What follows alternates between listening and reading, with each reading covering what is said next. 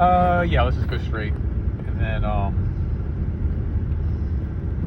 it's pretty much a straight. Oh, yeah, that's right. Straight shot back, yeah. Alright, so, Robert here, good pal, Buck. Hello.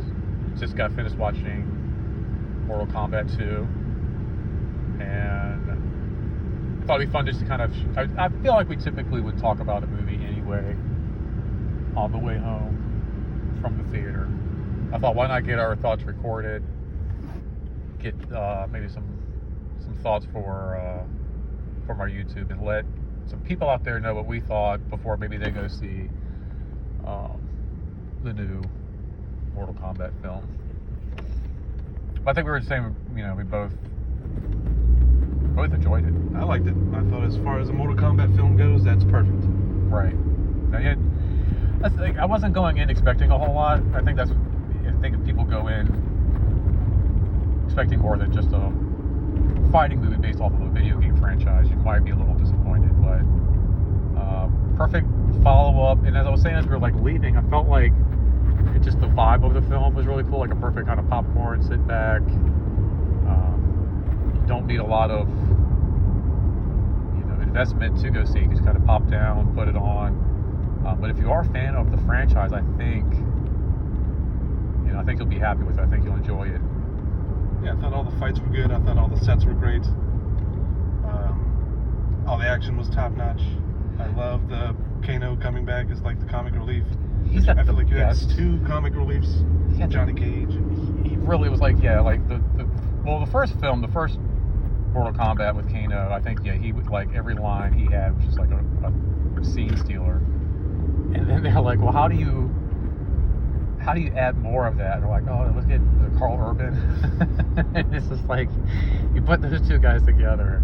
And I feel like they kind of kept them apart for most of the movie. And then, at the very end, you get those two together, and it was just like, oh man, you almost need like a spin-off movie with just those two guys. Yeah, I feel like they set it up for a threequel, Oh, 100%. Spoiler alert. Yeah. But I think. Well, yeah, I think it's good. The opening, we were talking about the color font of the original Mortal Kombat arcade logo that they had going on with the red and the yellow was really cool.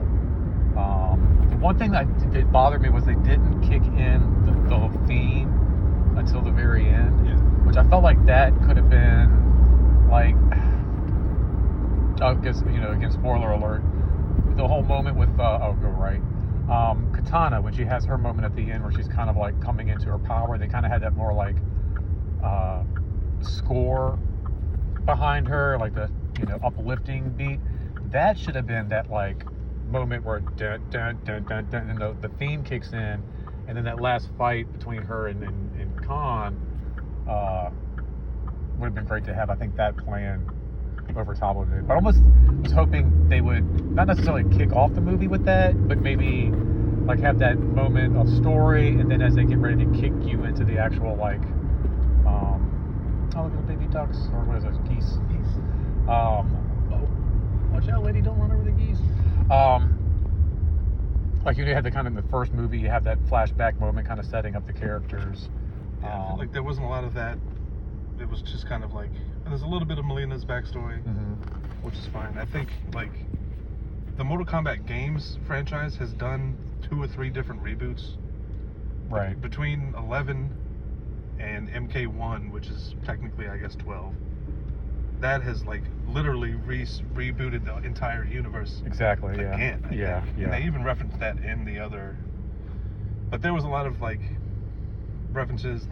There were not, to me. I mean, there were not a lot of references. I didn't think between the games and the movies. Not references, Easter eggs. Right. Not a lot of Easter eggs. Like, well, that's kind of neat. What too is like they didn't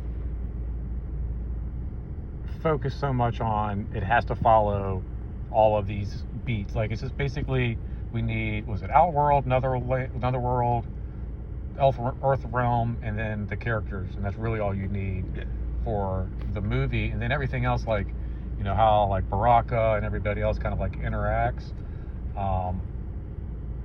They kind of left that fresh, and I like that because, you know,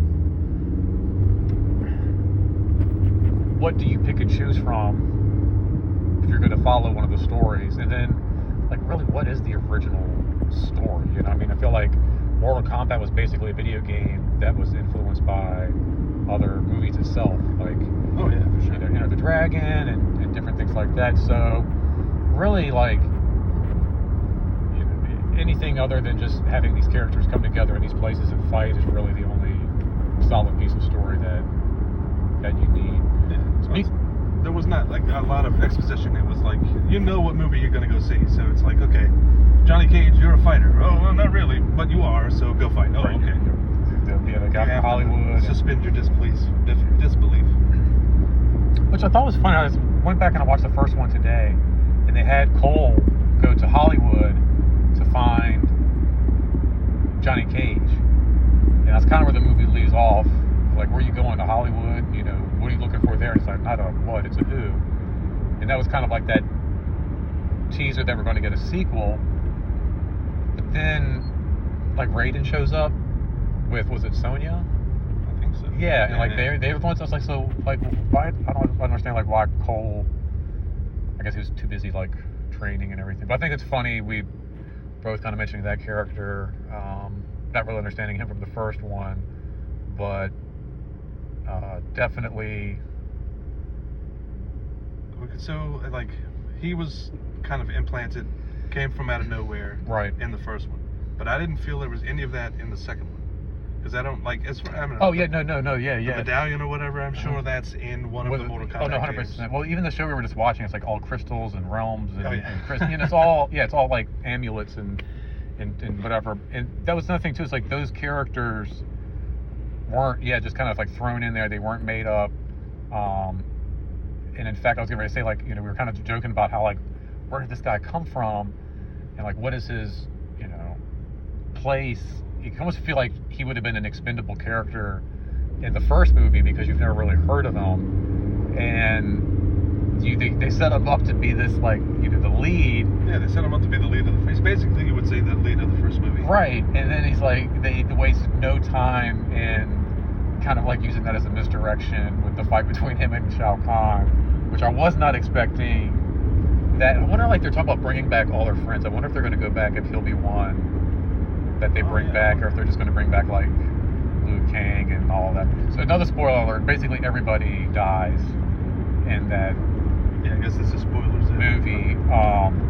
So yeah, be ready for dies. that. Like, basically everybody dies, but that's one of the cool parts, because if you play the games, then you kind of see that, you know, death is only like just another doorway to coming back in another movie or another video game. Well, that is one of the plot lines in one of the games that they do come back. Liu Kang comes back evil. Right. Yeah. Kung Lao comes back evil. I think there's an evil Raiden. Yeah. It's all like very close to, like you said, some of the reboot. And I was going to mention too with the reboot, when you brought that up, I noticed with Raiden's hat, it had a lot of those rings in it, which reminded me very much of like the whole like time and the rings in the, you know, the newer video games, where it's all about, like, you know, like you're saying, like you have like these evil Liu Kangs and good versions of them, but then they also have like the past and present versions and like these alternate timeline versions of the characters. Timelines with alternate dimensions, and like, it just, like I said, his hat, just the way that was kind of set up with all the loops and the rings, reminded me very much of like some of that backdrop and some of those set pieces from some of the more recent games too. So yeah, there was a lot of, like, I feel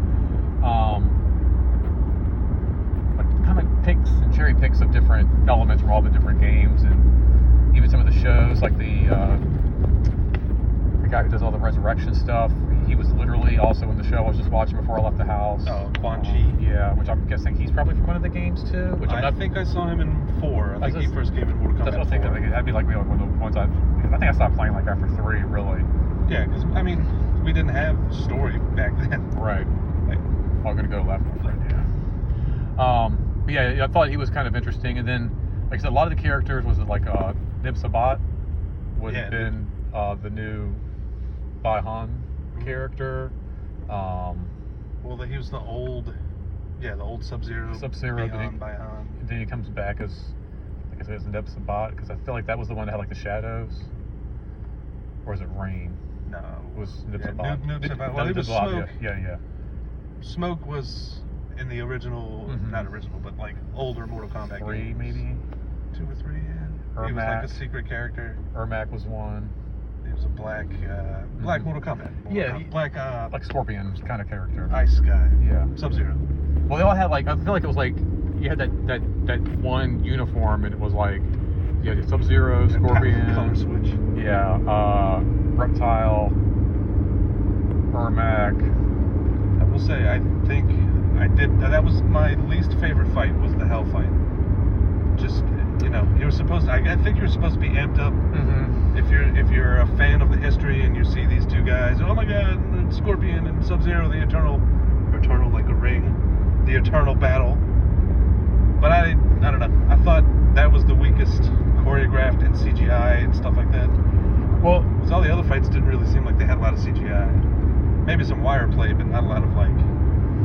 Well, I felt like too, it was one of those. It was one of those things. So like with that fight, because I think they wanted to be more focused on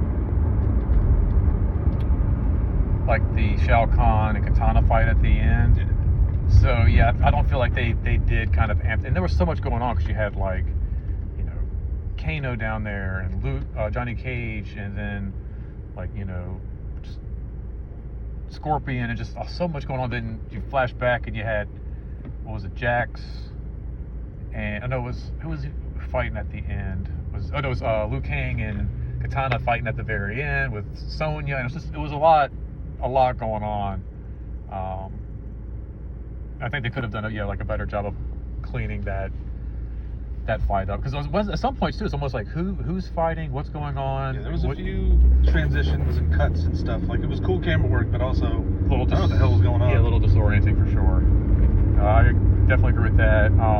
I feel like too, like saving the theme for the end was a little bit of a waste. Like, I felt like that would have been a great way to kind of punch, maybe even amp up some of that fight at the end, because everybody's waiting for the theme song. I mean, yeah, it has to hit. Yeah, especially like, I think everybody's so hooked on with that original '94 film, where just like the logo kicks in with New Line, and you get the song kicking off right away. I think everybody's just like foaming at the mouth for it, and I think that would have been a great way to really, like I said, I mentioned that with the orchestra, the kind of the score amping up as she's like kind of coming into her power and realizing, like, you know, she's got the force and all of that, and then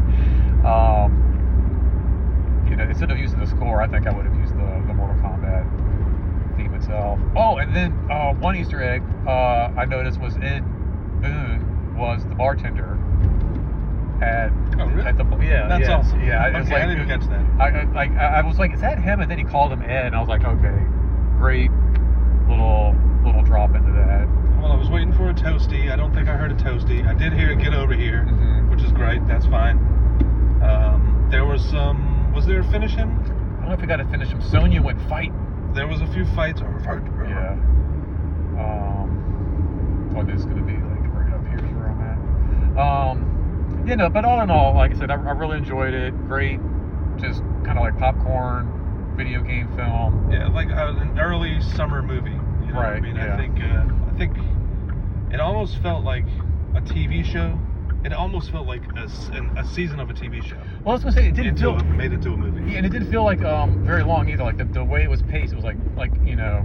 That was nonstop. Yeah, it was like beat for beat. Like, okay, here we go. And like one dude would glow, and then they go off into a fight, and then they come back, and it's like, all right, here we go, and then they just move into another one. So yeah, it didn't feel like you're gonna sit there for like the full 2 hours. I'm gonna try to do a Woody. I should have done it back there. But all in all, and then I guess we're gonna get a third, hopefully. I hate when they set the movies up like that though, and then they don't like really do anything with it. I feel like they've done that before with some films. DC movies are like infamous for that, where they have like a really cool like credit scene or something like that, and then it just kind of never goes anywhere. So Carl Urban better come back, which I would hope they would do like one of his movies, like release Cage Fury or something, like right. You go to, I can't imagine if you went to Carl Urban and said, hey look, we want to do a hour-and-a-half long cheap spoof of an action movie. Will you play Johnny Cage in Caged Fury? Oh gosh, that would be amazing. And what a great way to give you some like Mortal Kombat action in between Mortal Kombat 2 and 3. I never thought they were gonna. I didn't know this was even in the works.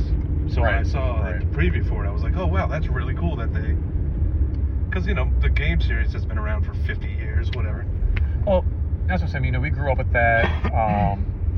The franchise, and now we've also got like Street Fighters, got another movie in the works. So, like I said, the whole vibe of it, the feel of the movie, the way it was paced, the way it was shot, the action sequences, and just the whole vibe of like we've got these 90s video game franchise movies coming out. I just felt like I was back in the theater, like in the 90s, watching a film. Like I said, that kind of early summer blockbuster vibe. I had the same like nostalgia of watching the original Mortal Kombat 2, the first Mortal Kombat 2. Right. And then seeing like the references of the characters and like, oh wow, I know that person from the character. That's so cool. It feels like you're being seen. It's like somebody else likes something that I like. Right, and just doing it justice. Yeah. It's kind of not that Mortal Kombat is obscure, but it's I don't know, not as big as the summer of 90 something else 4 or whatever it came out. 100%. And I think that's the great piece to it, is that we're finally getting like a franchise film for something that we love done right. Like I said, you mentioned Mortal Kombat 2. That was a lot of name drops, a lot of characters, but just a mishmash and hodgepodge of just terrible one-liners and action sequences. This was I felt like I was watching a very cool kung fu flick back in the theaters, with a friend, enjoying it based off of a very cool property that I enjoyed. I think it took itself the right amount of serious, because I know it's supposed to be fun, and it was fun. Yeah, the flicking off with the pushing up the glasses. It's so good. Yeah. And I didn't think I would I thought at one point I'm gonna get sick of like watching this guy put on his glasses, but no. After like the third, he did it like 3 times. Just like do it again, man. It's like every time it paid off, and I did like that. He's reaching for his glasses, she's reaching for her weapon. Yeah, there was a lot of cool mirror images, mirror back and forth stuff. So. Just like you're saying, finding your power, just believing. I don't know. Yeah. But that. There's a lot of cliches in that movie of like, Johnny, you're chosen. No, I don't want to be chosen. Okay, I guess I'm chosen. I'll accept it now. 100%. But there wasn't the build-up. There wasn't the like. They didn't sit down and have a 15-minute. When I was a kid, right, my parents told me that I had the special, Or why these realms are important, or like 30 minutes explaining each realm, and like all of like the politics of, that's like how I think what ruined Star Wars. They spend so much time in like trying to break down like the Trade Federation and going into all the political aspects. Like, no, we just want to see cool blaster scenes, some really cool fights. Put us in the cool places that we see in the games and in the books that we grew up reading, and we'll be happy. I want to throw some fireballs, goddammit. Right. Yeah, exactly. That was the whole thing. Just like, you watch 1,000 movies growing up in the 90s and stuff, and it's always, like you said, the same. The guy throws a fireball, and then the one guy's like, wait a minute. Did that guy just throw a fireball out of his hand? It's always the same thing, but it just works. It's just really, really, really cool. So I'm excited to see if they do anything else with it. Kind of got me amped up to play some Mortal Kombat games maybe over the weekend, and then now I'm interested to see what Street Fighter is all about. I've got some high hopes for Street Fighter now too. They've been doing a lot of pretty decent video game adaptations, just in media in general. The Fallout show is really good. Not Walking Dead. Last of Us. I enjoyed both seasons. Right. I enjoyed the game Last of Us. I enjoyed the seasons of Last of Us. Yeah, we're finally getting some good stuff. Yeah. What else is coming out? There's more. Like I said, there's just so many more movies. There's a Helldivers game video movie coming out. There's, like you said, the Street Fighter game movie. That game. Yeah. I think there's like 6 or 7 different other properties that are having video game properties that are going to be actually movies. Uncharted was pretty decent. Like, I see that. Yeah, that was, like I said, growing up, it used to be they made a video game movie. It pretty much was a flop. There wasn't a whole lot of, even the first Mortal Kombat movie is really great, but it's one of those that kind of doesn't stand up to the test of times. It's like a cash grab.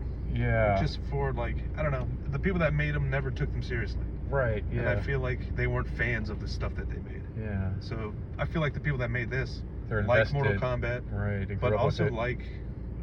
I was gonna say they grew up with it and like they understand what it is as opposed to, like I said, just getting a name and slapping it on a product. Right.